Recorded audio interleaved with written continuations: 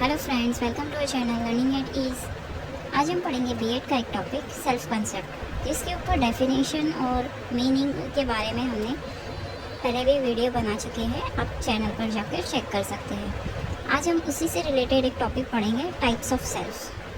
Self concept का मतलब होता है इंसान अपने बारे में क्या सोचता है, बुरा सोचता है, अच्छा सोचता है, वो होता है सेल्फ कंसेप्ट। आज हम उसी से रिलेटेड टॉपिक पढ़ेंगे, types of self.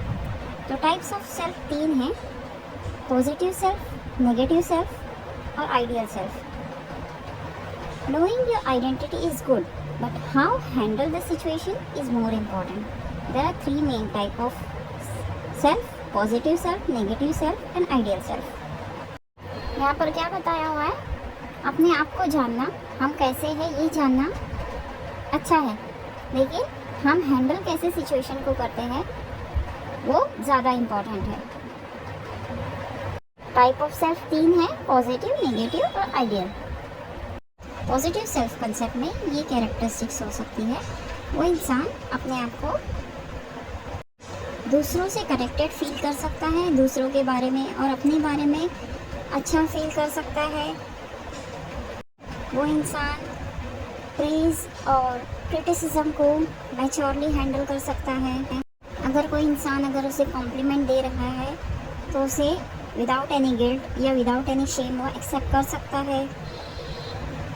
Positive self concept वाला इंसान दूसरों से कनेक्टेड फील करता है। पॉजिटिव सेल्फ कंसेप्ट वाले लोग नेगेटिव सेल्फ कंसेप्ट वाले लोगों के मुकाबले ज़्यादा सोशल होते हैं। तो देखते हैं पॉजिटिव सेल्फ कंसेप्ट के बारे में। According to the Brook and Emart, people who have positive self-concept show the following characteristics: feeling able to cope up with the problem, subjective self-understanding of the ability to deal with the problem facing the objective, feeling apart with others, understanding that human beings are not born with the knowledge and wealth.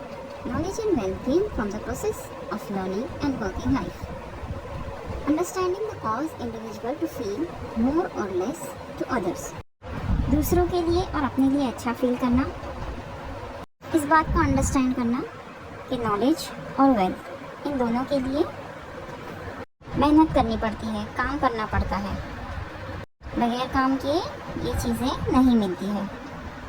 Receiving a compliment without shame, understanding the praise or deserve an award against individual on the basis of the result of what has been done before, feeling able to repair themself, the ability to carry out the process of self-reflection to improve behavior, being less. Positive self concept वाले लोग अपनी गलतियों को सुधारने की क्षमता रखते हैं। नेगेटिव सेल्फ कंसेप्ट वाले लोग बिल्कुल अपोजिट होते हैं। वो अगर उनको किसी ने क्रिटिसाइज़ किया तो उन्हें बहुत बुरा लगता है। ऐसे लोग दूसरों को भी क्रिटिसाइज़ करते हैं और उनका सोशल इंटरेक्शन भी बहुत कम होता है। उनका ये मानना होता है कि हम कभी गलत हो ही नहीं सकते। देखते हैं नेगेटिव सेल्फ कंसेप्ट के बारे में। Meanwhile, the people who have negative self concept show the following characteristics: sensitive to criticism, the lack of ability to accept criticism from others as a process of self reflection, be responsive to praise, being an overreaction to action taken, all action necessary, so feel honored, tend to feel disliked by others, subjective feeling that everyone else around him look at him in a negative, has an attitude hypercritic, like criticize excessively, negative toward others, experiencing barrier in interaction with the social environment, feel less able to interact with other people. Next है ideal self. Ideal self वो होता है जैसे हम बनना चाहते हैं। Ideal self what you had like to be, हम जैसे बनना चाहते हैं। If there is a mismatch between how you see yourself, example your self image, and what you had like to be your ideal image, then this is likely to affect how much you value yourself. Therefore there is a intimate relationship between self image, ego, ideal and self esteem. Next है congruence and इनकॉन्ग्रुएंस। Congruence वो state है जब इंसान का ideal self और actual experience same हो। इंसान अपने आप को वैसा फील करे जैसा वो बनना चाहता है, वो होती है स्टेट कॉन्ग्रुएंस की। और इनकॉन्ग्रुएंस इसका अपोजिट होता है, जब इंसान जैसा बनना चाहता है वैसा नहीं बन पाता या अपने आप को वैसा नहीं फील कर पाता, वो स्टेट होती है इनकॉन्ग्रुएंस की। तो देखते हैं, where the person ideal self and actual experience are consistent or very similar, a state of congruence exists. There is only a little overlap. The self-image is similar to ideal self.